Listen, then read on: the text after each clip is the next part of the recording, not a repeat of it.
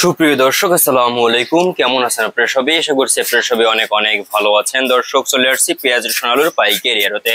দর্শক, আজকের এই বাজারে কেমন রয়েছে পেঁয়াজ আলু রসুনের পাইকারি বাজার দরদাম, তা দর্শক আমরা আপনাদের জানাবো আজকের এই ভিডিও।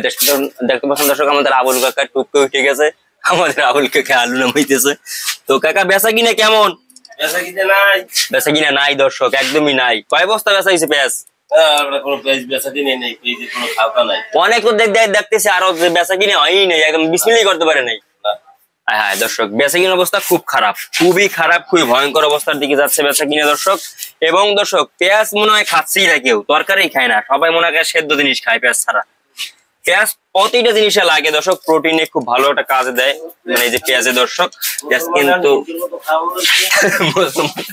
তো যাই হোক দর্শক, আপনারা দেখতে পাচ্ছেন খুব ভালো হালি পেঁয়াজ রয়েছে এখানে। এই হালি পেঁয়াজ গুলো কিন্তু আজকে বিক্রি হচ্ছে মাত্র 58, 60 বা 60 রকমের দাম রয়েছে। এবং মাথায় যে ভালো সাইজের বাছাই করাটা যে পেঁয়াজটা রয়েছে সেটা কিন্তু 63 টাকা দরে বিক্রি হচ্ছে, একদম ভালো এক নম্বর পেঁয়াজ দর্শক। তার উপরে কিন্তু এই বরিশালে কিন্তু পেঁয়াজ নাই, তার উপরে দর্শক পেঁয়াজ সেটা কিন্তু 63 টাকা দরে বিক্রি হচ্ছে। এবং পেঁয়াজের বাজারে চরম ভাবে ধস পড়েছে দর্শক, চরম ভাবে ধস পড়েছে। এবং আলুর বাজারে ধস।